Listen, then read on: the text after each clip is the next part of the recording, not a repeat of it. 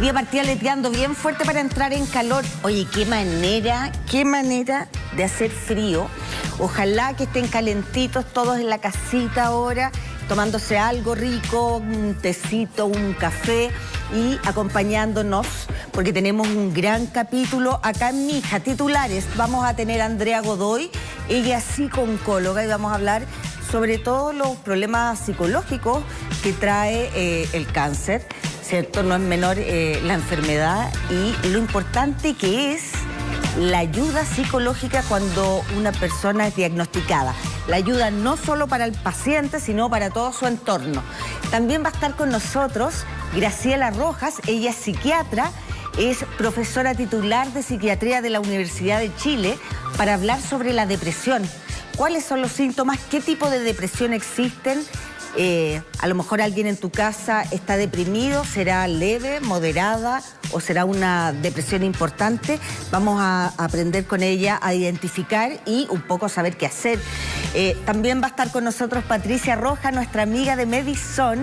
Ella es directora multidisciplinaria de la medicina integrativa del Centro Médico Medison, para hablar sobre el colon sucio, cuáles son sus consecuencias, cuáles son los síntomas, cómo saberlo, qué me puede pasar, cómo limpiar el colon.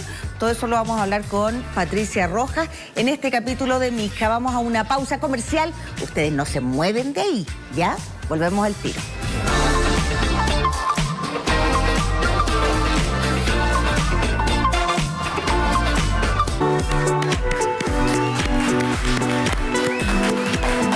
Comenzando el capítulo de hoy, y es un tema muy interesante que me toca muy de cerca y estoy segura que ustedes también, y que van a poder ayudar si no a otra persona, que tiene que ver con el cáncer. Vamos a saludar a Andrea Godoy, ella es psicóloga bariátrica de trastornos de la alimentación también. De la conducta alimentaria. De la conducta alimentaria y psicooncóloga. Bienvenida, Andrea, qué gusto tenerte acá. Muchas gracias, Claudia. Para mí de verdad es un honor poder acompañarte en el capítulo de hoy y poder comentarle a todos los televidentes un poco qué es esto de la psicooncología y cómo nos impacta a todas las personas, familiares y acompañantes de un paciente con cáncer. Es un drama familiar. Cuando te dan el diagnóstico, tiene cáncer. Para uno y para la persona que te acompaña en ese minuto o cuando se lo comentas a tu familia.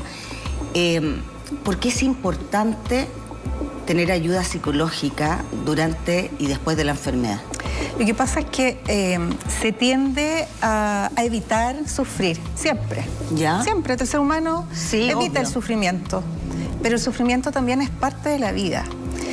Y en esto de cuando uno cae en una enfermedad, y esta enfermedad además es crónica, tenemos que ir pensando en la recepción de la información del diagnóstico como primera etapa y después el tipo de tratamiento que vamos a recibir. Y en ese transitar hay emociones que aparecen y es normal que aparezcan. O sea, que yo me sienta paralizado en ese momento, en shock por la noticia, es normal. Claro. Es normal que tenga miedo porque no sé a lo que voy, porque hay un estigma que el cáncer está asociado a la muerte. Sí. Por lo tanto, yo no tengo salida una vez que me dieron el diagnóstico. Y ahí es donde tenemos que empezar poco a poco a conocer la enfermedad, a comprender que van a haber diferentes caminos, comprender que hay una etapa que se llama curativa, en donde vamos a hacer muchas cosas. Cirugías, la quimio, la radio, diferentes tipos de tratamientos, antes de pensar siquiera en la otra etapa, que es la paliativa. Por lo tanto, la salud mental es transversal durante todo el proceso, antes, durante y después. Sí, es fuerte el golpe. Uno de inmediato piensa, tú lo dijiste muy bien, tiene cáncer, me voy a morir. Sin embargo, claro, cuando uno empieza a conocer se da cuenta que hay distintos tipos de tratamiento y también hay distintos tipos de cáncer, son todos únicos, pero además depende de cuándo te lo detecten. Claro. Porque es distinto un diagnóstico con un cáncer que no ha hecho metástasis a uno que ya está, ¿cierto?, ramificado. Entonces deben ser me imagino yo, todos distintos. Por eso es tan importante en esta vuelta que tú como paciente tengas una muy buena comunicación con tu equipo médico, con el oncólogo, con el equipo multidisciplinario que está alrededor, en donde te van a ir enseñando, educando respecto a la enfermedad y que esa información también pueda ser traspasada a los familiares. Eso te iba a decir, es importante que la familia también se someta a algunas sesiones para saber cómo abordar a esta persona que está hecha a pedazos, pero que ellos también están, está toda la familia hecha a pedazos, porque no es uno nomás. Exacto, porque esto, como te decía, como es transversal, impacta en todos desde distintos lugares. Cada uno tiene incluso una línea de tiempo, unos pueden ser más fuertes que otros, más resilientes que otros, otro quizás se va a quedar calladito y no va a decir nada, pero en el accionar, en el actuar, también va a estar mostrando eso que le está pasando.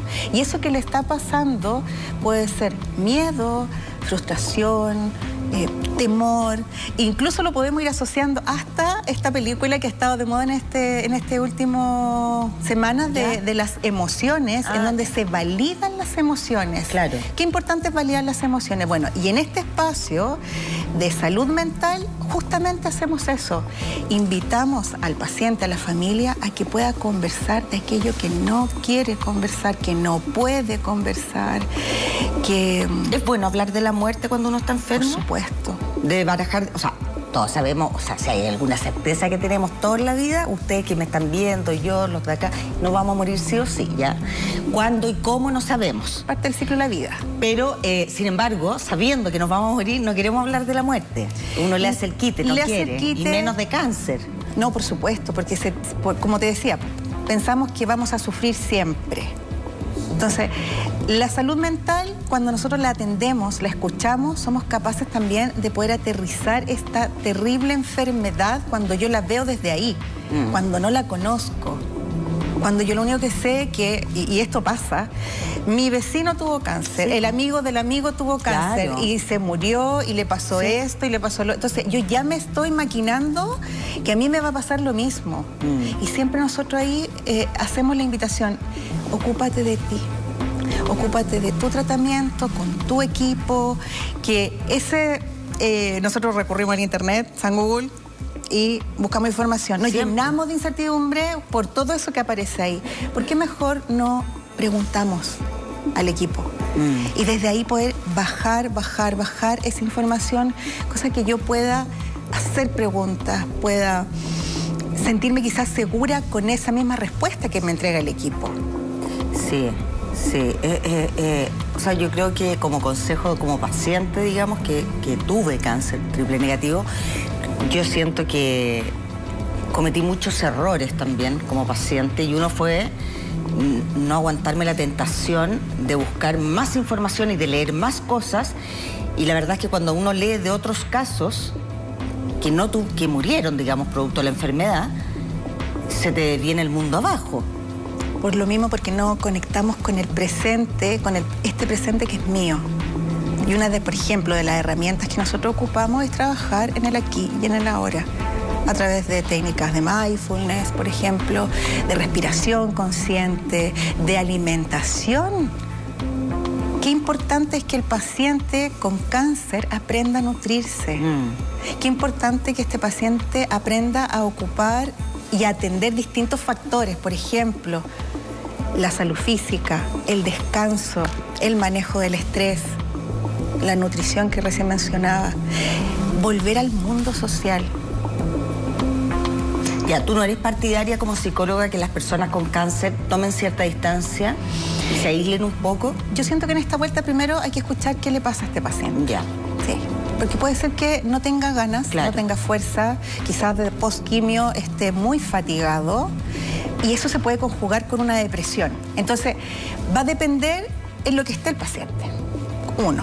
2, es importante que pueda volver a tener redes de apoyo. Y estas redes de apoyo no solo es el equipo médico, que es la parte desde la ciencia que lo van a acompañar, sino que todo lo que está alrededor mío. Quizás de repente volver a trabajar un poquito, tener salidas, encuentro con familiares o amistades, cosa que pueda volver a interactuar. Y en esta interacción, claro, yo además sociabilizo, vivo la experiencia, mi experiencia con otros. Sí, porque como la gente evita hablar, la persona que tiene el cáncer, no todos, pero como que siento que uno quiere hablar de la enfermedad todo el rato. Y hay otros que la gente tampoco sabe cómo preguntar. ¿Cómo preguntar? Entonces, están estos dos mundos. ¿Cómo pregunto? Quiero hablar, hablo, no hablo. Y hay gente que te evita, porque por ejemplo, producto o como consecuencia de las quimios, se te cae el pelo, Sí. se te hace pedazo la piel, hay un montón de cambios físicos que son muy fuertes. Y la otra persona evita verte, los amigos, todo, porque no quieren verte así. No, y lo otro que tampoco tú quieres como decir, yo no soy el que está en este estado como de pobrecito. No, porque yo todavía sigo sintiéndome con valor, con entereza de seguir luchando, independiente de que a veces las fuerzas falten, pero quiero estar ahí. Entonces, ¿cómo yo te acompaño? Y justamente este espacio de la psicooncología te permite eso. Primero, conocerte. ¿En qué estás? ¿Qué necesitas? Hablar, llorar. Si siento rabia, es normal que sienta rabia. Si siento pena, por supuesto, porque yo estoy pensando en toda mi proyección de vida y que yo ya la estoy limitando. ¿Qué va a pasar con los resultados, por ejemplo, de las quimios? Sí. Voy a aumentar de peso, me voy a inflamar, ¿cierto? O se me va a caer el pelo, como decías tú. ¿De qué manera yo afronto este cambio corporal? Nosotros hablamos de procesos adaptativos, que son los que tenemos que ir acompañando. Sí, yo fíjate que una de las cosas que creo que son momentos así como que te marcan es el terror a hacerte los exámenes para saber si está funcionando la quimioterapia o no, por ejemplo. Claro. Porque tú apuestas como paciente a que esto me va a salvar, la quimio como medicina dura, ¿cierto? Pero uno va a paralelo, agarrar todas las terapias, todo lo que está a tu alcance, digamos, para poder mejorarte. Pero no sabes si esto está funcionando o no. Bueno, y en eso, el ejercicio que ahí haces tú, siempre estar en este futuro. Y ahí automáticamente aumentamos esta ansiedad. Pero esta ansiedad que además nos va como haciendo sentir muy mal. Porque yo necesito respuestas concretas y claras. Y el miedo aumenta. Entonces, ¿qué hago yo con el miedo? ¿Qué hago yo con la ansiedad? Sobre todo que los doctores, además, en ese sentido, que bueno es tener el apoyo psicológico, porque los oncólogos no te pueden mentir tampoco. Y son súper directos. Sí. O sea, y se agradece también. Yo no me imagino cómo sería la medicina donde te hablaran con el pariente y no le digan a ellos. No, te lo dicen y uno le dice, dime que va a funcionar. Y te dice, no te puedo decir eso porque no lo sé. No hay certeza. Esa incertidumbre, manejarla es tremenda. Es como lo que yo te decía al inicio. Cuando yo estoy en mi proceso de diagnóstico, aparecen todos estos temores, estos miedos, esta incertidumbre, se me movió el piso. Cuando yo estoy en mi proceso de tratamiento, volvemos a sentir lo mismo en algunas ocasiones. Y va a depender cómo tú agarres fuerza en el camino. Por eso es tan importante que ojalá todos los pacientes pudiesen tener acompañamiento psicológico. No tan solo el paciente, sino que la familia, incluso hay algunos acompañantes. O sea, yo tengo historias muy lindas, de verdad muy lindas, con pacientes que quizás han estado muy mal, en donde el paciente me dice, ¿sabes qué? Qué rico venir acá. Y le digo, ¿por qué? Porque dejo de estar sobreprotegido por mi señora, por mis hijos que no me dejan respirar. Claro. Entonces allá estoy ahogado y aquí tú me dejas ser. Claro. Es increíble hasta cómo en ese espacio que es mi hogar, donde la gente me está cuidando, mi núcleo familiar me protege, yo ya no quiero más a veces porque me siento demasiado limitado. Y yo necesito agarrar de nuevo mi autonomía, volver y salir al mundo. Oye, Andrea, es importante cómo enfrenta una enfermedad como el cáncer cada paciente, porque por un lado hay algunos pacientes donde me incluyo, que nos sentimos como, voy a luchar, esto no me lo va a ganar. No sabe con quién se... Ya, una batalla, una guerra campal. Hay otros que se echan a morir y que lloran todo el día y no tienen ánimo de nada y que van así a hacerse las quimioterapias. Súper, o sea... No, eso sí. Uno tiene que actuar como crea que es mejor. Pero me han escrito, porque a mí me escribe mucha gente haciéndome preguntas. Y me decían, Claudia, ¿qué hago? Porque dicen que si uno se llora y se viene abajo, es peor, como que se te agranda el cáncer. ¿cachai? ¿Y qué hago si no tengo la fuerza para enfrentar esto y estoy muerto de pena? ¿Quiere decir que mi cáncer va a empeorar? Bueno, y ahí hablamos un poco de los mitos y las creencias. Sí. Y que pasa en todo orden de cosas. Importante poder atender esa emoción que tú estás sintiendo. Es como la primera invitación. ¿Por qué te duele? ¿Por qué tienes miedo? ¿Por qué te sientes tan temerosa de poder enfrentar esta enfermedad?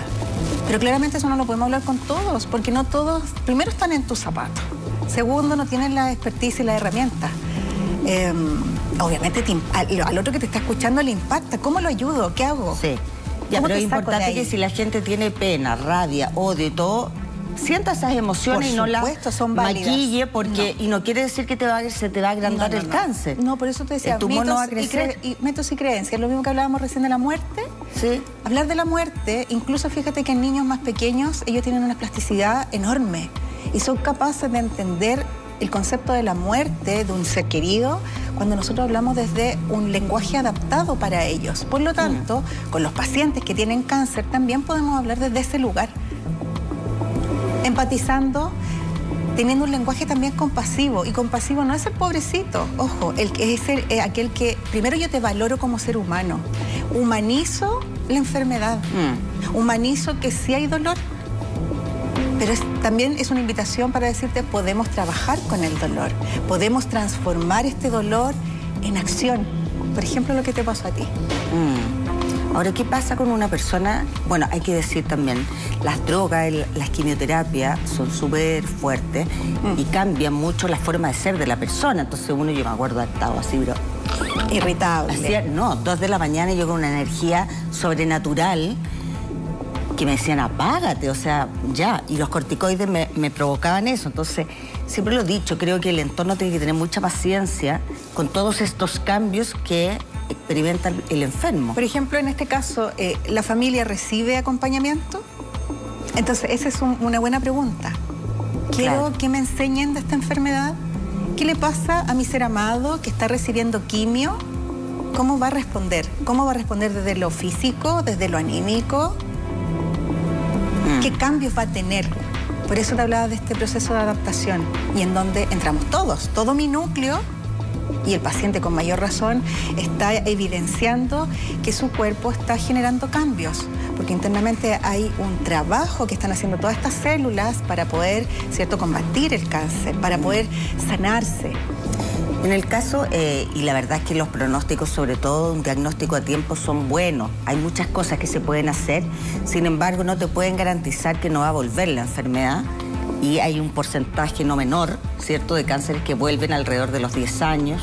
10 años puede ser más o menos. Sí, por eso los chequeos casi siempre te invitan a los 5 años, cuando uno tiene superado el cáncer, al año 5 poder nuevamente reevaluarse.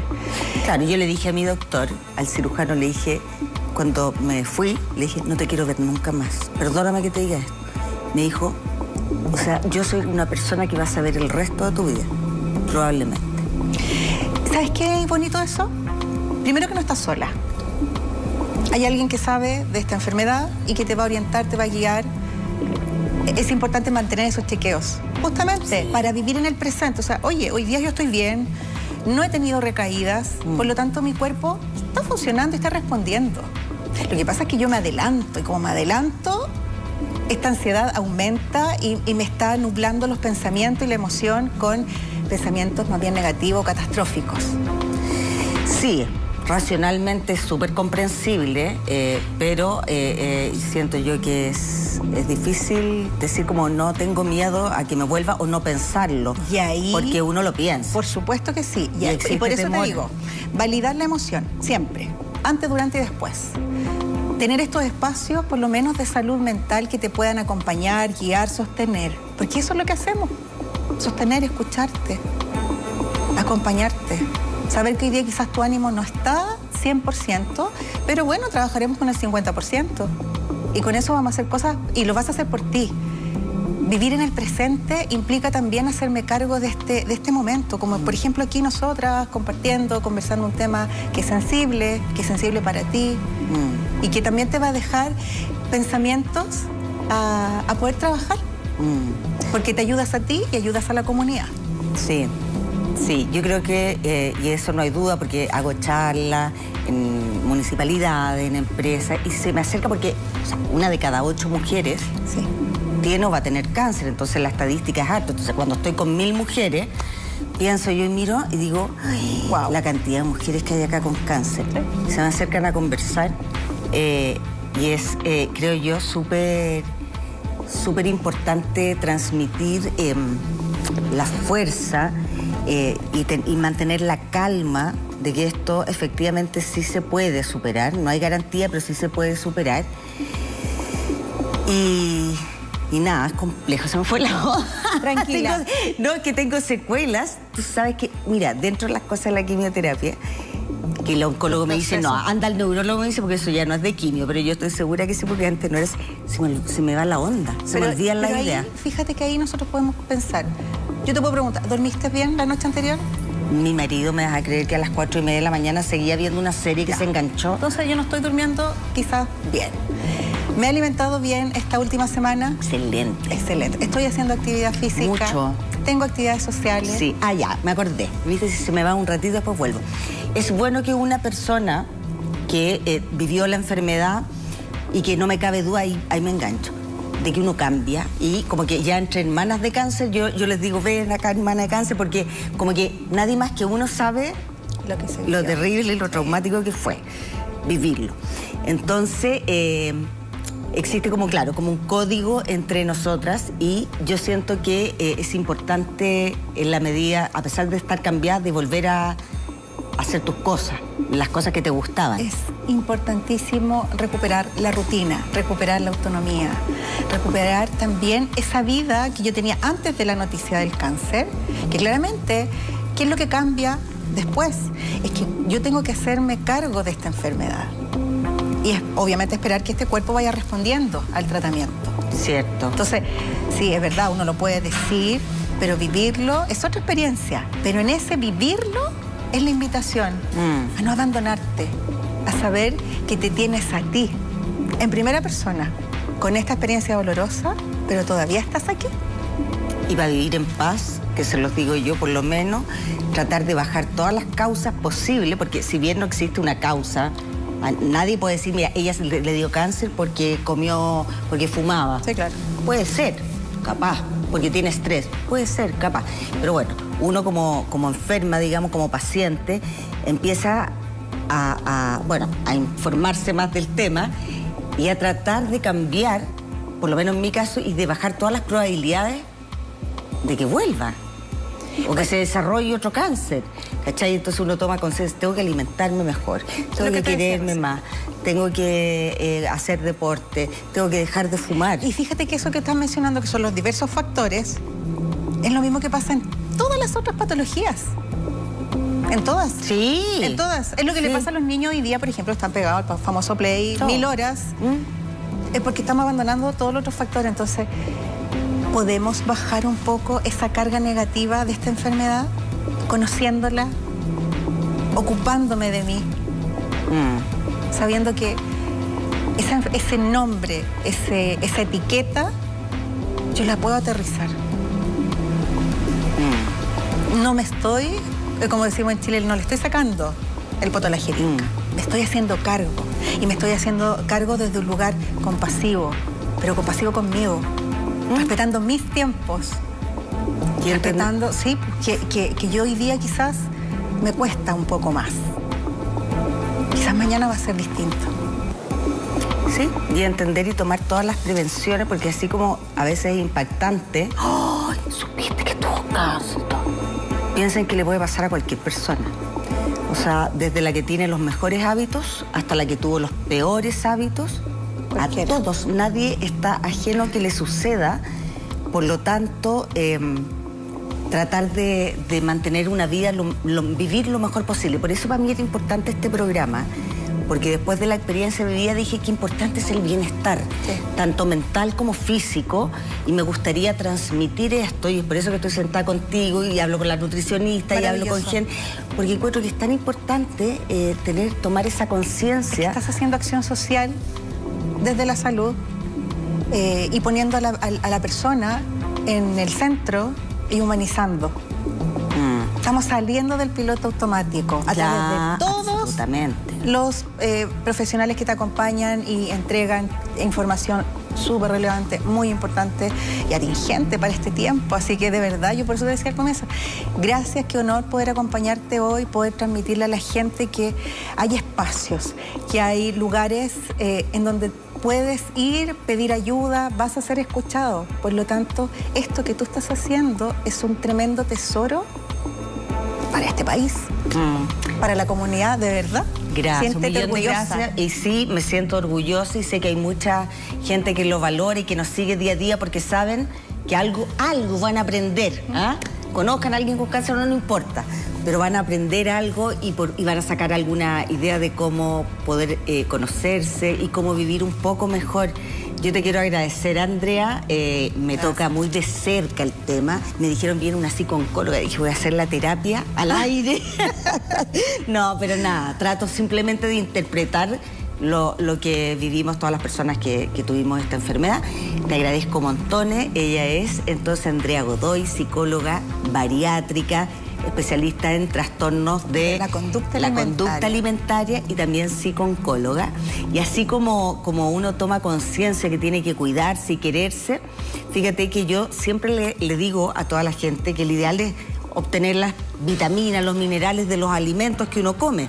Si por alguna razón no es así o sientes que no es suficiente, te recomiendo Subavit, que tiene vitaminas y minerales que tu cuerpo necesita para fortalecer el sistema inmune.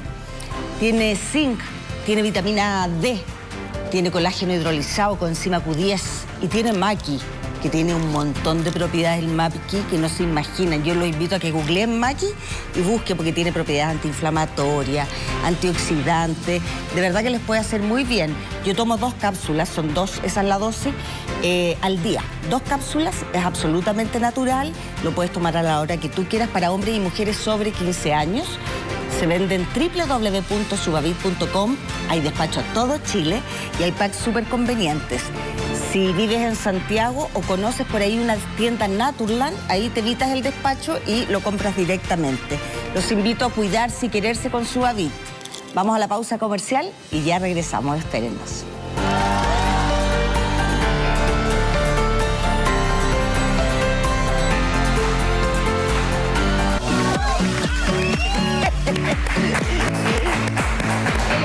Estamos de regreso acá, mija, gracias por estar ahí. Les voy a presentar a Graciela Rojas. Graciela, bienvenida a Mija.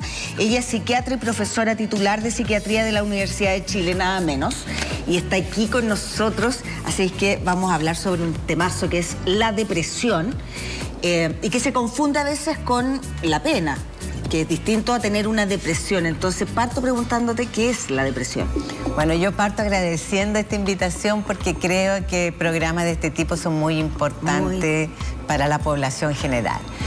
Bueno, mira, no es tan fácil la respuesta, pero la pena es una emoción que cualquier persona puede tener frente a determinados eventos que a todo el mundo le sucede. Nadie está libre de eventos estresantes o de distintas cosas que te pueden pasar y que te generan pena. ¿Y la pena puede durar muchos días? Sí, puede durar muchos días. Sin embargo, la depresión propiamente tal es una enfermedad que está categorizada como tal, que tiene distintos síntomas que no solamente son la pena, sino que es el desánimo, la incapacidad de disfrutar de la vida, angustia, alteración del sueño, alteración del apetito, alteraciones cognitivas también en que tú puedes tener desconcentración, alteración de memoria y muy importante, que no logras realizar tus actividades de la vida cotidiana como normalmente lo hacías, ¿verdad? Ya. Yo puedo tener una pelea en mi familia, tener pena por aquello, pero finalmente es transitorio y yo logro hacer mis cosas, ¿verdad? Puede durar más o menos tiempo, pero la depresión es una enfermedad como tal. Es cuando uno dice la persona no se levanta de la casa y cuando muchas veces la caricatura es como cerró las cortinas, se acostó y no se levantó nunca más y no paró de llorar. Claro, ese es un caso de depresión grave porque hay distintos grados. También hay... ¿Cuáles son los distintos tipos de depresión? De acuerdo a la sintomatología puede haber depresión leve, moderada o severa. La severa, que es un poco lo que tú estás describiendo, puede tener también ideación suicida, por ejemplo, claro, que hoy día se comenta mucho. Las personas pueden tener también conducta suicida, o puede ser que tenga una alteración del juicio de realidad, es decir, que piensa, por ejemplo, que tiene enfermedades que no tienen. Incluso hay exámenes de laboratorio que pueden atestiguar que tú no tienes cáncer, pero la persona tiene la convicción de que tiene una enfermedad, y esas son ideas hipocondriacas que representan una alteración del juicio de realidad. Entonces, esas son las depresiones más severas, y la persona no logra realizar sus actividades cotidianas, como te decía anteriormente, ya sea actividades como dueña de casa o actividades laborales, y por lo tanto el médico le indica un reposo laboral y la persona tiene una interrupción de su vida. O sea que una persona que está con una depresión severa, como yo decía, con la cortina cerrada, acostada llorando o haciendo nada, si de repente dice, no, voy a salir, siempre, o sea, hay que estar ojo ahí y siempre acompañarla o no supervisarla. O por lo menos preguntarle, porque las personas también te pueden manifestar sus ideas y cuál es la conducta que piensan llevar a cabo. Pero sí, evidentemente, una persona con una depresión severa como la que tú describes necesita un acompañamiento, no solamente por la conducta que pueda tener de autoagresión, sino también porque lo necesita claro, ese acompañamiento para salir de donde está, y necesita también una activación. Una indicación muy importante de las depresiones es que precisamente no se queden en la cama, sino que puedan salir a hacer aquella actividad que todavía la puede motivar. Esa es la severa. Después hay una intermedia, me dijiste, moderada. Hay una intermedia que tiene menos sintomatología, y estas son menos intensas, y la más leve, que generalmente tiene menos síntomas, y esto te afectan menos tu calidad de vida y tus actividades cotidianas. ¿Cuál es la más común en nuestro país? La más común en nuestro país es la leve y moderada. Y la menos común, porque es más grave, es aquella depresión severa. Pero también hay otras formas de entender el problema, y eso es las depresiones reactivas, como se le llamaba anteriormente, que son aquellas en que la persona sabe exactamente cuál es la causa por la cual se deprimió. Ya sea que tuvo un problema familiar, ya sea que tuvo una enfermedad, que tuvo un quiebre amoroso, una separación, etc. Y ese es un extremo, y son bastante comunes. Pero hay el otro extremo en que la persona tiene la depresión y la misma persona te dice, yo no tengo razón, no sé por qué. Sí, pues hay gente que se te impone, que es algo como que se te impone. Estas últimas tienen más bien antecedentes genéticos, acumulación en determinadas familias, y son más biológicas, por decírtelo de alguna manera. Pero también hay un flujo entre un extremo y otro, ¿no? Sí, no hay una separación así tajante. Tú hablabas de las conductas suicidas, que yo creo que es lo que más aún uno teme, digamos, de sus cercanos. Cuando los ves mal, eso es como lo peor que le puede pasar. Sin embargo, es común escuchar de gente que ha atentado contra su vida, pero que no se le notaba. Como que así como... Sí, estaba triste, pero nunca se imaginaron que iba a tener un desenlace así. Claro, bueno, eso puede ser una persona que no necesariamente haya tenido una depresión, sino pueden haber otros factores que la indujeron a aquella conducta, porque la depresión grave, que puede tener conductas suicidas, tú lo notas, lo observas, la persona está decaída, tal como tú decías, muchas veces no se levanta, no está realizando su vida habitual. ¿Y existe la posibilidad de superar una depresión sin medicamentos? Sí, existe la posibilidad de superar una depresión sin medicamentos, sobre todo aquellas que tienen un componente reactivo, como yo te explicaba. Es decir, que hay una razón por ello, y por lo tanto tú le indicas algún tipo de psicoterapia o incluso acompañamiento de las personas más queridas, y la persona enfrenta el problema, lo soluciona y remite la sintomatología, ¿verdad? Entonces, incluso hay un consenso en que las depresiones más leves no necesitan farmacoterapia, sino que necesitan psicoterapia, incluso educación y un cambio que lleve a solucionar los problemas que tú tienes. ¿Y la genética, cómo se tratan? Bueno, las depresiones que yo te decía que no tienen una causa aparente, son depresiones que efectivamente están más acumuladas en un entorno familiar, es decir, la madre ha tenido depresión, la abuela, el padre, otros miembros de la familia, y ahí hay un componente genético importante, y aquellas son tratadas más bien con psicofármacos. Incluso tanto es así que uno le pregunta a las personas, ¿usted sabe qué medicamento toma la mamá y que le haya hecho bien, para no perder tiempo y estar probando otros antidepresivos? Y existe, porque ¿qué pasa si yo tengo un pariente que lo noto que puede tener depresión? Yo puedo decirle, sométete a un examen porque puede ser genético, porque mi abuelito tenía depresión. ¿Existe algún examen físico que indique que uno secreta? Porque ¿qué secreta la depresión? No, cortisol, no existe ese examen ¿no? físico. Actualmente no estamos tan adelantados. Todos quisiéramos aquello, imagínate, tomarte un examen de sangre, saber si tienes o no tienes depresión. Lo que sí es importante recalcar es que uno tiene que hacer un estudio de la salud general de la persona, porque hay algunas anomalías médicas que sí producen síntomas depresivos. Por ejemplo, el hipotiroidismo o la anemia. Si uno no lo detecta a tiempo, entonces se puede confundir.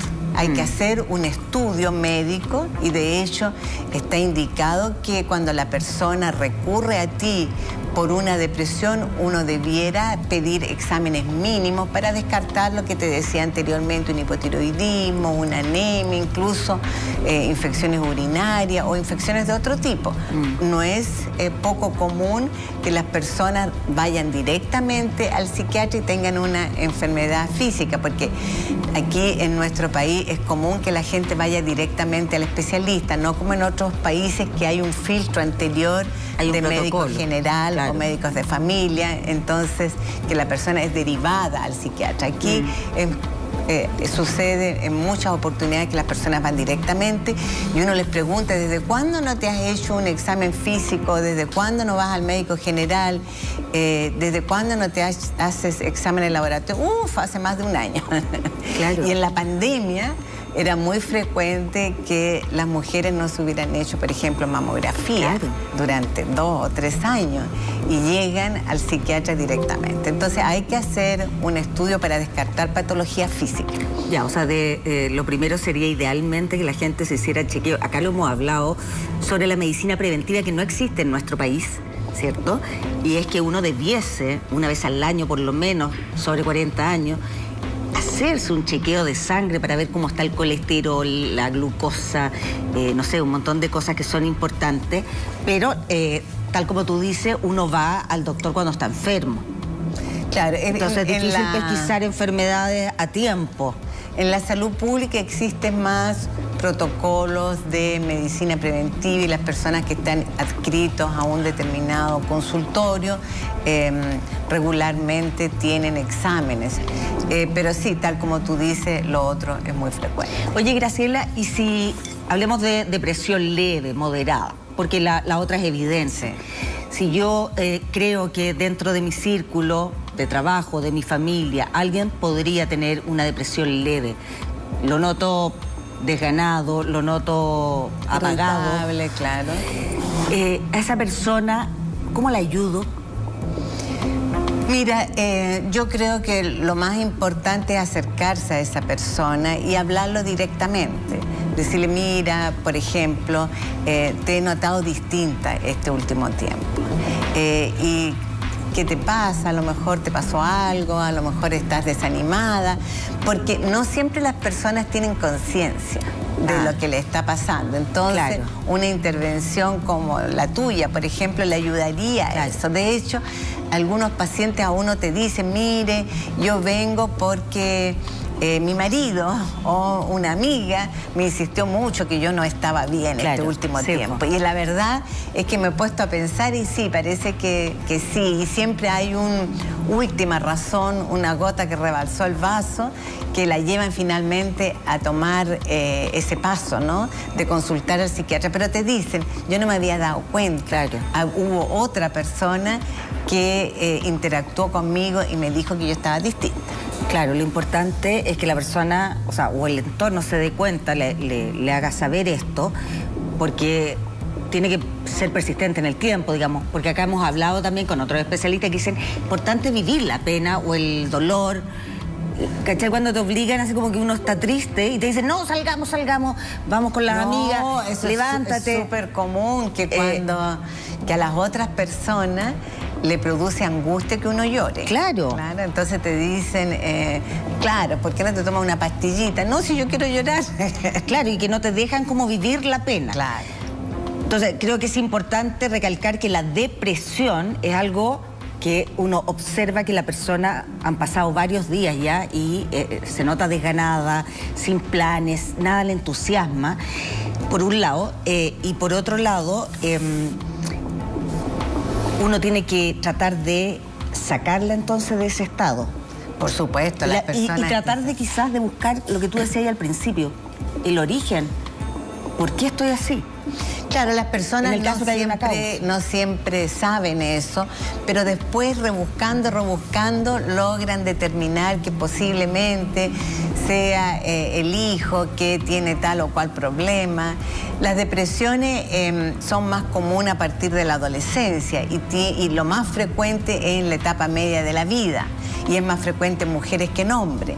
Entonces también hay un determinado entorno que gatilla estos cuadros, los problemas familiares. Las mujeres en la etapa media de la vida tienen muchas tareas, están muy recargadas porque se junta el cuidado de los niños hoy día con el cuidado de los padres muchas veces. Entonces hay muchas fuentes de posibles problemas fuera de lo laboral que también juegan un papel. Y súmale, tú hablabas del ambiente donde uno está inserto.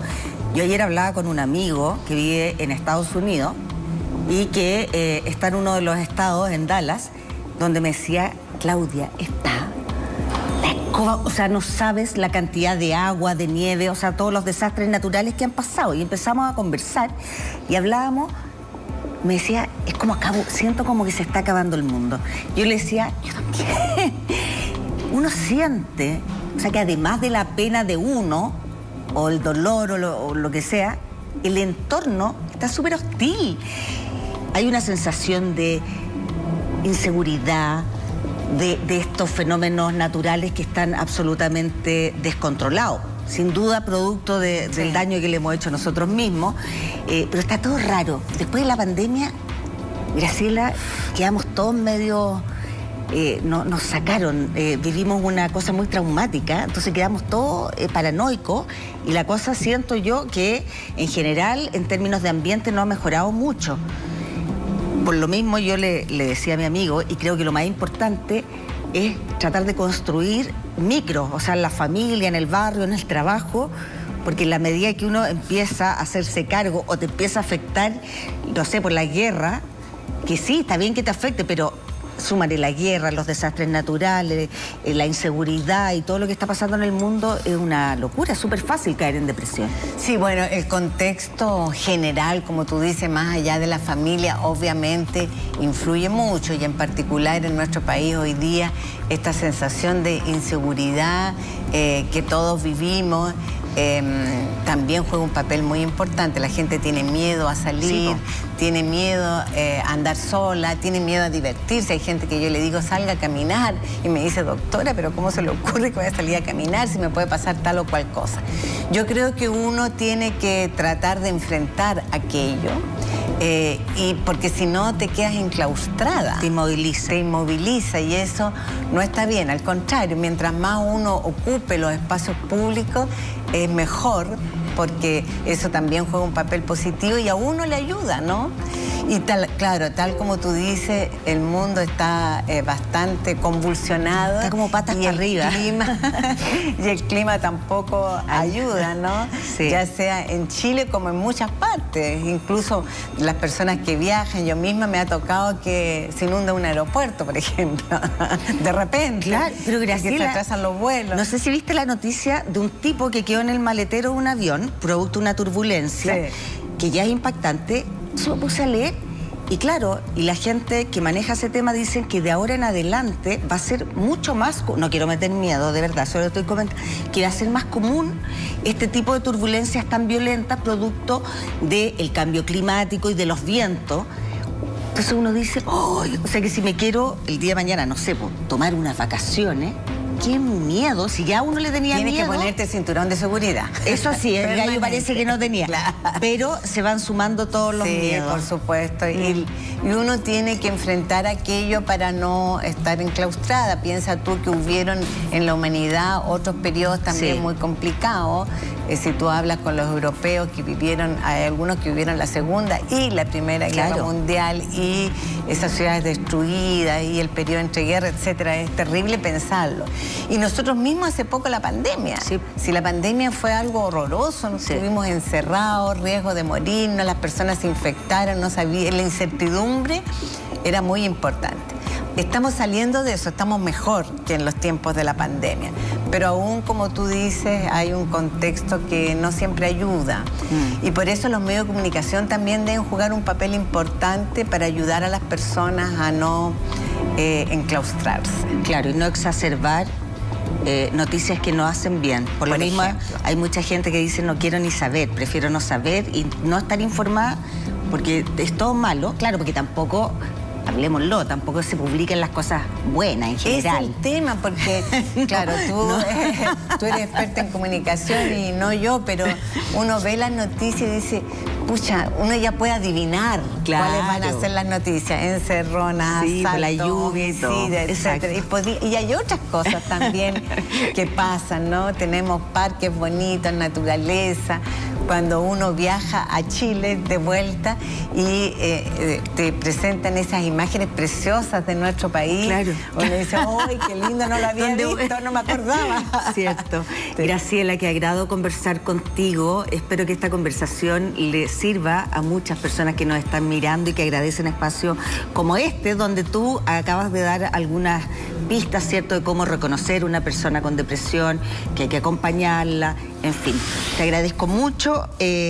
Graciela Rojas, psiquiatra y profesora titular de Psiquiatría de la Universidad de Chile, con nosotros acá en Mija. Bueno, repito mi agradecimiento por la invitación. Muy agradable. Gracias. Vamos a la pausa comercial y ya regresamos.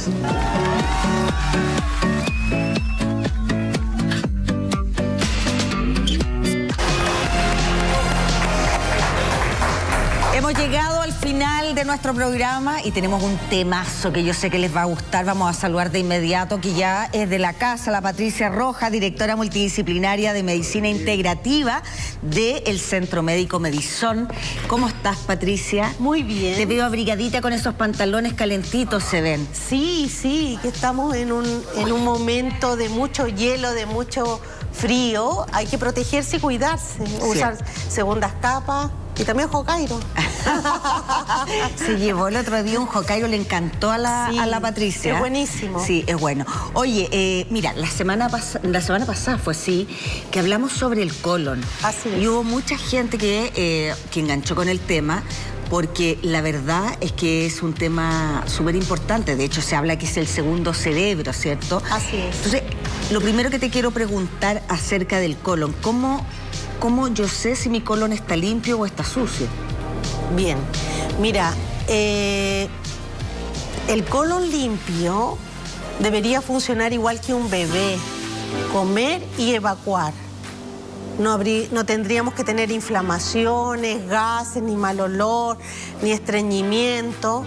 Y deberíamos por lo menos evacuar mínimo 2 a 3 veces por día, porque comemos 2 a 3 veces comida, digamos, abundante durante el día. ¿Y qué pasa si uno se mata comiendo fibra, tomando agua, haciendo deporte y no le sucede eso. ¿Quiere decir que el colon está sucio? Sí, claro. Por eso que en la sesión anterior yo había explicado que todas las culturas del mundo se limpiaban el colon desde que el hombre es hombre, precisamente para mantener una higiene limpia del colon y para evitar un sinfín de enfermedades crónicas degenerativas. Oye, Patricia, y ya vamos a profundizar en la limpieza, en los síntomas, en todas esas cosas. Pero si yo me limpio el colon, ¿tengo que hacerlo así como seguido? Nosotros hacemos un plan de 6 sesiones donde desintoxicamos el colon, pero también te oxigenamos, te hacemos unos lavados intestinales, te damos un purgante, un desparasitante, un reflorador intestinal a base de probióticos y hacemos ozono sistémico, que es vía rectal, y que eso mata virus, bacterias, hongos, parásitos y te ayuda a recuperar el movimiento peristáltico. Y también hacemos ozono cerebral dentro del protocolo de colon para poder ayudar a evitar todas estas secuelas que podría generar un colon sucio, todos los daños neurológicos que podría provocar. Porque provoca, cuando tu intestino está sucio, ¿cuáles son los síntomas principales? Uno come y da sueño, decaimiento y empieza a querer, digamos, descansar, todo te agota. Es muy común la gente estreñida que evacúa una vez al día o cada 2 días, que vengan cefalea y dolores de cabeza y no se explican por qué. La gran mayoría, no quiere decir que todos los dolores de cabeza sean producto del colon, pero hay un porcentaje alto que esas cefaleas son productos de un colon intoxicado, decaimiento, fatiga, desánimo, depresión, sin sentido, de la vida, digamos, baja toda la energía vital. ¿Por qué? Porque si el colon está sucio, como es el encargado en estrujar el bolo alimenticio y convertirlo en bolo fecal, absorbe estas aguas fecales putrefactas, fermentadas, pasando al torrente sanguíneo arterial, y eso me lleva, el torrente sanguíneo arterial me lleva oxígeno, agua y nutrientes, más aguas fecales putrefactas a todo el cuerpo. ¿Y cuáles son los primeros órganos que se dañan? El hígado, ayudando a generar hígado graso, y cefaleas. Mira, 2 cosas. Uno, fíjate que ayer, bueno, hace poco estuvo acá un médico y que decía que efectivamente, ¿cómo se llaman estos pelos que hay que absorben en el intestino? Bueno, hay unas vellosidades intestinales. Que decían entonces que a medida que pasan los años, estas vellosidades se ponen menos eficientes, ¿cierto? Claro. En absorber las vitaminas o las cosas importantes para el cuerpo. Y lo otro que te iba a decir, ¿cada cuánto tiempo? Te preguntaba yo, por ejemplo, si yo voy a Medicine, me hago todo la ozonoterapia, me limpian el colon, quedo así perfecta. Después tengo que volver en un año más. ¿Con qué frecuencia uno debiera lavarse el colon? ¿Cuánto tiempo pasa hasta que de nuevo se peguen cosas? A ver, se adhieran. Todas las culturas lo hacían cada 3 meses. Ya. Pero nosotros hacemos un tratamiento de 6 sesiones para alguien que nunca antes se ha limpiado el colon, para activar todo el movimiento peristáltico. Claro. Después de esas 6 sesiones, las personas quedan evacuando 2 a 3 veces por día sin inflamación, sin gases, sin decaimiento y con mayor vitalidad cotidiana, digamos. Ahora, ¿cuánto tiempo dura? Lo ideal es que si mantienes una dieta alta en fibra, como la que nosotros damos, una dieta en colon que es alta en fibra, y tomas probióticos de vez en cuando, o alimentos que sean fermentados, como el chucrut, el kefir y otros, se podría, no sé, cada 6 meses, y después vienen y se hacen un retoque, unas 2 o 3 sesiones y ya. Una vez al año, cada 6 meses. Porque ya tienen activado el movimiento peristáltico, solamente se van a hacer una limpieza como preventiva, no esperar de nuevo volver a quedar estreñido o con colon irritable, que me dan diarrea y me dan estreñimiento. Las personas que no van al baño, así como tú dices que lo normal sería ir 2, 1, hasta 3 veces podría ser y más. O sea, mientras más vaya al baño una persona, creo yo que es mejor, ¿o no? Porque más está botando. Sí, ¿cómo lo distinguimos de una diarrea? Es que la diarrea es líquida. No, sí, pero lo que yo te quería preguntar. Evacuar. Las personas que no evacúan tan seguido, o como tú dices, ¿es porque tienen el colon sucio? Así es. ¿O existen otras causas también? ¿O es como de cajón que es obvio que tiene un problema en el colon? Claro, es que el colon sucio acarrea otros problemas más. Porque si se ensucia el colon, primero que nada, impide la microbiota intestinal adecuada, se reseca la mucosa y se muere la microbiota intestinal, que es un mecanismo, el segundo mecanismo de defensa de todos los agujeros del cuerpo que están bañados por una mucosa, y esa mucosa tiene microbiota. Es una microbiota que está en todo el cuerpo y en el intestino se llama intestinal, y que está diseñada para, de alguna manera, defendernos de aquellos agentes patógenos o de aquella fibra que necesita dejarla correr, porque le da la lubricación para que la fibra corra y se forme después el bolo alimenticio y poder también absorber nutrientes. Claro. ¿Me entiendes? Oye, Patricia, y la gente que dice, no, que yo fui a la farmacia y me compré ¿cómo se llama? Un laxante. Un laxante, así que tengo el colon limpio. ¿Eso equivale a tener el colon limpio o nada que ver? No. ¿Es otro proceso para limpiar el colon? A ver, es que lo que pasa es que hay personas que son estreñidas y están permanentemente tomando purgantes o laxantes. Llegan un momento en que irritan la microbiota intestinal, irritan el intestino y se vuelve el intestino más perezoso. Lo que nosotros hacemos no tan solo limpiar y reflorar, sino que recuperar el movimiento peristáltico, que es la funcionalidad metabólica del intestino. Claro, y además me imagino yo que la gente que toma laxante o que va y se compra alguna cosa, ¿cierto?, para ir al baño, tiene que, o sea, le sale lo que está ahí, pero no las cosas que están pegadas. Así es. Adheridas a las paredes del intestino. Exactamente, que se endurece y se forma un costrón. Y ese costrón es lo que se saca con los enemas intestinales, digamos, porque se hidratan esos costrones para que puedan ir saliendo y el ozono activa el movimiento peristáltico. Entonces la idea es reeducar al intestino, claro, para que cada vez que tú mastiques haya movimiento peristáltico y evacúe lo que ingeriste hace 12 o 24 horas atrás. ¿Qué manera?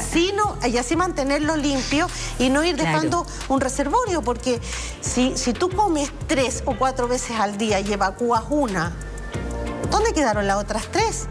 Se quedó atascada en el intestino. Y eso se va quedando atascado, y lo que se queda atascado está a 37 grados de temperatura, que se putrefacta y se fermenta al estar metido en el intestino. Qué manera de aprender uno acá, y una de las cosas que coinciden, bueno, usted, el público lo sabe, todos los médicos, todos los especialistas, es que todo lo que nos sucede en la cabeza se traduce en el cuerpo, y cuando está mal el cuerpo se traduce también en problemas en la salud mental. Tú hablabas recién del segundo cerebro. Así es. Y no estoy loca, ¿cierto? Sí. Hablaste de depresión incluso, o problemas psicológicos que te puede traer de ánimo, trastornos del ánimo, producto de un colon sucio. Sí, si muestran una imagen de la arteria mesentérica o los ganglios intestinales, ahí se ve que la arteria mesentérica recorre todo el intestino delgado, ya absorbiendo todos los nutrientes, y cuando pasa por el colon empieza a absorber todo lo que está, las aguas fecales, o sea, las aguas del proceso digestivo del bolo alimenticio, para convertirlo en bolo fecal. Pero si hay fecas ahí pegadas, eso es lo que se putrefacta y se fermenta y se absorbe a través del sistema circulatorio, que las arterias me llevan, es un área limpia, las arterias me llevan oxígeno, agua y nutrientes pasa por el hígado y lo dispersa por todo el cuerpo humano, porque el oxígeno, el agua y los nutrientes tienen que estar llegando permanentemente a través del torrente sanguíneo arterial. Pero si a ese torrente sanguíneo arterial, al absorber el agua del proceso digestivo y convertir el bolo alimenticio en bolo fecal, y ahí hay fecas putrefactas y fermentadas, se van a pasar parte de esas aguas fecales putrefactas y fermentadas al torrente sanguíneo arterial. Entonces ya no me lleva tan solo oxígeno, agua y nutrientes, sino que además me lleva aguas fecales. Claro. Y eso es la autointoxicación, y cuando llega esa autointoxicación al cerebro o a todo el cuerpo, la única manera que tienen las células de manifestar esto no me gusta, o está pasando algo malo, o no quiero esto, es con dolor. Patalean las células. Las células patalean haciendo doler el cerebro, la cabeza. Estamos bien, claro. Y eso es decir, no quiero más. Entonces, ese es el problema. Y eso me acarrea un sinfín de problemas, ¿ves? Ahí están los ganglios mesentéricos. Dijiste un nombre tan raro que te tiraron todas las imágenes que existen. Esos ganglios mesentéricos, ¿ya?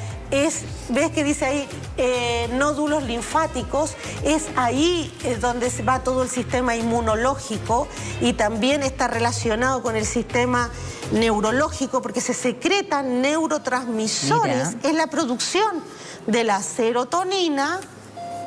Claro. Y la del dopamina. La serotonina es una hormona y un neurotransmisor y hormona, paralelamente un neuropéptido que da información al sistema inmunológico y al sistema nervioso central para secretar, digamos, la información. Y esa información es de la serotonina, es de calma, tranquilidad, claro, paz, armonía, que te permite calmarte, ¿ya? Mantener una tranquilidad suficiente como por ejemplo para dormir. Perfecto. Y las dopaminas son las hormonas o neurotransmisores que también activan el sistema y que nos da energía, vitalidad, nos da la vitalidad suficiente como para decir, hoy tengo ganas de hacer esto y me levanto contenta y poder producir o hacer los objetivos que uno quiere. ¿Me entiendes? Te da la vitalidad. Entonces, si eso está sucio, hay bajas producciones de serotonina, bajas producciones de dopamina. Entonces uno anda por el día cansado y agotado y lo único que quiere era dormir. Y típico que se acuesta a dormir y no puede dormir. Entra en insomnio y dice, pucha, yo estoy tan cansado, lo único que quiero es descansar y dormir, pero no puedo dormir y no tengo un sueño reparador. Y además les puede venir gastritis, parece, ¿o no? También. ¿Por qué? Porque si el intestino grueso se empieza a congestionar y ya no circula ni corre, se empieza a quedar atorado. Y todos los ácidos gástricos que vienen desde el estómago y del hígado entran en el tubo digestivo delgado y tiene que correr para poderse vaciar si es que el intestino está funcionando adecuadamente. ¿Y qué pasa con los ácidos? Pero si está atorado, se devuelve.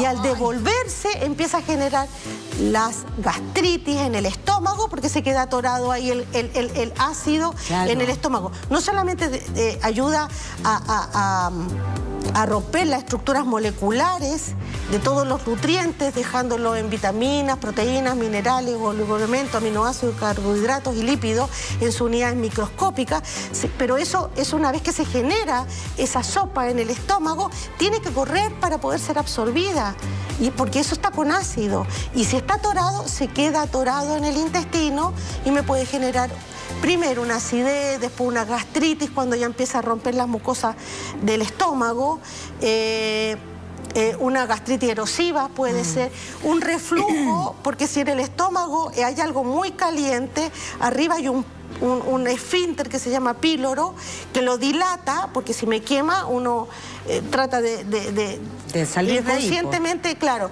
se abre, entonces el píloro que tiene que estar cerrado para que no se devuelva la comida, se dilata y se sube la comida con el ardor, digamos, de los ácidos, y eso se llama reflujo. Y que lo padece muchísima gente, más de lo que uno cree. Así es. Pólipo. ¿Pólipo en el intestino? Sí, en el intestino. ¿Qué es un pólipo? Los pólipos son ciertas protuberancias que se generan porque si está el intestino sucio, yo tengo un costrón y el intestino tiene que absorber, pero tengo un costrón de por medio, ¿cómo hago para absorber? Claro, no Entonces, se puede. genera un pedúnculo que es una protuberancia hacia adentro del intestino para poder absorber por ese pedúnculo los líquidos y poder absorber y hacer su función. Porque el intestino sí o sí tiene que absorber los líquidos del proceso digestivo. ¿Y qué son los divertículos? Los divertículos es todo lo contrario. Si el pólipo se genera un pedúnculo hacia el interior del intestino para poder absorber lo que viene dentro, hay veces que el intestino está tan sucio que lo que se genera es un agujero o sea, un pedúnculo hacia afuera del intestino, generando un hueco. Sí, es lo contrario al otro. Exactamente. Entre costrón y costrón se genera un hueco y por ese hueco se genera una protuberancia hacia afuera para absorber por ahí los líquidos. Entonces, tanto el divertículo como el pólipo es un mecanismo de defensa del intestino para poder hacer su función metabólica. Oye, Patricia, y con un procedimiento, digamos, de limpieza de colon, ¿se sale el pólipo y el divertículo? Eso es una pregunta que me llamó mucha gente preguntando, ¿me quitan los divertículos, los pólipos? No, porque el pólipo y el divertículo ya es un fenómeno tumoral donde hay una degeneración del tejido del intestino, generando un fenómeno tumoral, y se consideran que hay una probabilidad que se convierta en cáncer en un tiempo de 10 años aproximadamente. Y si uno va al doctor y te dice, no, tiene pólipo, encontramos unos pólipos en el colon, ¿uno tiene que operarse? ¿Es cirugía? Mira, ¿cómo te sacáis el pólipo? Lo que pasa que si hacen una colonoscopía, que es la manera de ver si hay un pólipo, generalmente cuando te hacen la endoscopía entran unas pincitas y los pueden sacar. Los sacan en el momento. ¿Ya? O lo queman. Perfecto. Ya el pólipo, no así el divertículo. ¿Ya? Y si hay pólipo o divertículo, lo ideal es, como decía el médico que me comentabas tú, hay que hacerse controles anuales para poder prevenir un futuro cáncer. Sí, eso es súper importante repetirlo, que vino la otra vez una persona a hablar sobre cáncer, y una de las cosas, porque el cáncer de colon es un cáncer muy común, es uno de las mayores cánceres que hay, digamos, no solo en Chile, sino que en el mundo entero. Así es. Es uno de los cánceres que afecta a mucha gente, y esto es producto de un montón de cosas, factores externos, psicológicos y todo, pero también lo que dice la Patricia es súper importante, que uno tiene que chequearse por lo menos una vez al año, por lo menos, decía este doctor, para ver que esté todo funcionando bien y que no tengas nada en el colon. Cuando uno va a Medison, ustedes se preocupan justamente de esto, de limpiar el colon, de ponerte oxígeno, de dejarte así, pero... Y sacarte los metales pesados en todos nuestros tratamientos de limpieza y desintoxicación. Vamos sacando también los metales pesados. ¿Y hay que agendar? ¿O uno llama, Puedes llamar y pedir una hora para agendar. Mira, ahí está un código, ese código QR... Pueden acercar el teléfono ahora, les vamos a dar un tiempo. Yo voy a seguir hablando para que ustedes agarren el teléfono, se acerquen a la pantalla, lo escaneen, y ahí van a entrar directo, me imagino, a la página donde pueden agendar una hora. ¿Esto lo puede hacer cualquier persona? Cualquier persona. Nosotros por eso... ¿No hay edad? Bueno, atendemos de adolescentes hasta adultos mayores. Perfecto. También tenemos un par de pediatras también en el centro por si un niño necesita algún problema. Claro. El tema es que también el colon acarrea, además de este agotamiento, cansancio, genera insomnio. Es una de las cosas que más genera insomnio. ¿Por qué, si estoy tan cansada, no puedo dormir? ¿Cuánta gente se preguntará eso? Todo el día quiero acostarme a dormir y descansar, me acuesto y no puedo dormir. Hay que empezar a buscar las causas, y en una de esas puede ser justamente un colon sucio. Patricia Rojas, te quiero agradecer, tan didáctica que es la Patricia, que uno la sigue y yo te entiendo absolutamente todo lo que estás hablando, y además te queda estupendo el color rosado. Déjame decirte que te queda muy bien. Gracias por acompañarnos en Mija este día, y gracias a todos ustedes también por su sintonía, por escribirnos, los queremos mucho. Quédense en la sintonía de TV Más, porque se viene una tarde y una noche muy entretenida. Chao, hasta mañana. Hasta mañana.